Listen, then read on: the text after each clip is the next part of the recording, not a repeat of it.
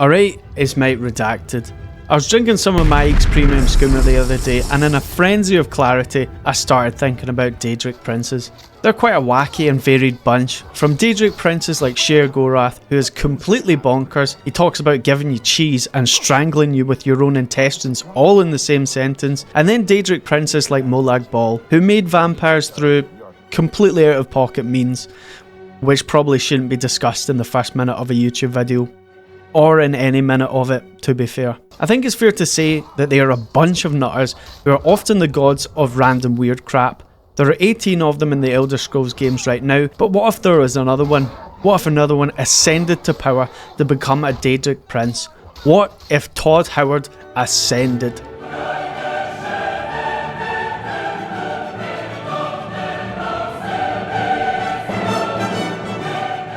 The executive producer at Bethesda and infamous leather jacket wearer could be a dark and powerful addition to the Daedric Princes. Today we're going to discuss this insane prospect to find out what the consequences of the Daedric Prince Todd Howard would be, and believe me, we're probably all fucked. If you like this video and you don't want Prince Todd to push back the Elder Scrolls 6 by another 5 years, please leave a like and subscribe to the channel.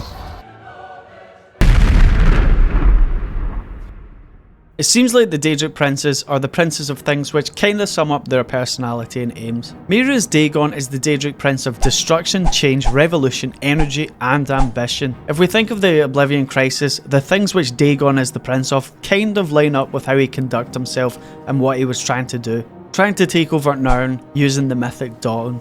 That encompasses revolution, change and ambition. He was also rather destructive, destroying Kvatch and many other places, so that's where the destruction comes in. The main man himself, Todd Howard, should be the Daedric Prince of things which encapsulate how he acts and what his aims are. Well, firstly, we know that Todd Howard was in the chess club. Yes, I was in the chess club.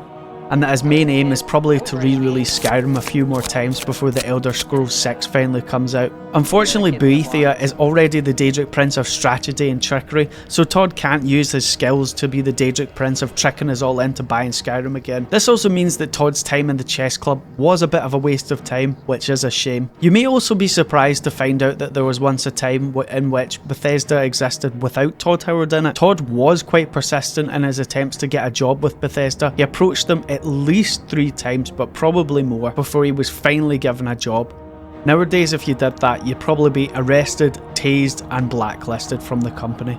After a week of retrospection and aided by the mind-altering effects of skooma, which gave me 16 times the detail. All the facts, I've decided that Todd would probably be the Daedric Prince of mercantile, patience, delays, persistence and repetition.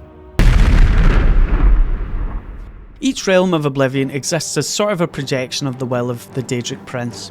Take Jyggalag's realm, the Shivering Isles, for example. The mania side of the Shivering Isles is beautiful with rolling hills, giant flora and very vibrant colorscapes. And then on the other side, the Dementia side is horrible with leafless trees and a perpetual creepy vibe with very dark and muted colours which kind of get you down and project death and despair. The two sides represent both sides of Jyggalag's ever-switching personality. Jyggalag's personality may shift rapidly multiple times, even within the space of a sentence, but his overall goals do not change.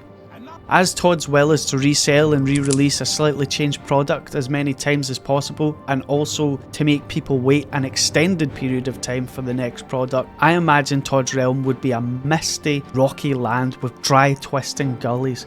These gullies would have sparse vegetation, and these gullies would be an incredibly long line of people who are all queuing to buy the next new item. The line would move every now and again, but the progress in the line would be horrifically slow. Navigating this line would reveal to the player or whoever looks that the line is not a line at all, instead it's actually a loop. Dromora merchants would patrol this line, tormenting the people on it and convincing them that if they bought the wares which they had already bought before, it would make the wait easier and maybe the line a bit shorter. Little do these people know that they would never get to buy the new product. Attempting to leave the line would mean that the Dromora merchants would attack and kill whoever dared to step out of line. Now that I said that out loud, I do think it sounds quite a lot more hellish and grim than I meant it to.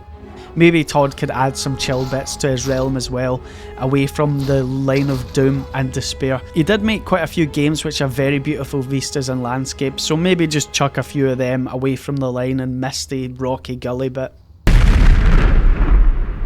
Every Daedric Prince has some sort of mission to do in each of the Elder Scrolls games. These missions are usually to go and kill someone, or to do something mischievous. Todd's mission can't just be something random, it needs to be something which will further his aims of being able to re-release whatever he wants to re-release. So I think the mission would probably go something like this. You need to get to Todd's shrine by jumping backwards up a mountain, and once you get to his shrine, Todd would give you the crest to improve the world slightly using the Staff of Improvements. You would need to fight through hordes of giant mud crabs in order to use the staff in 4 key areas of the map, which would be conveniently placed as far apart from each other as possible.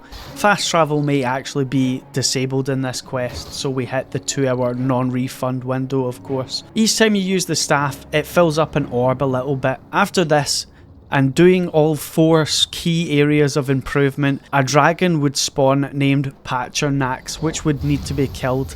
This isn't just any dragon though. This dragon tends to forget that he's fighting you and flies off into the distance, but it does stay close enough so you can't fast travel or wait or anything like that. In the end, you probably need to kill him with console commands. Once you've killed that bastard of a dragon, you can use his soul to actually seal the orb. This would then allow the player to go to a Dwemer ruin and bargain to sell a copy of the world which the player has now created in this orb to mystical beings which inhabit another plane of existence.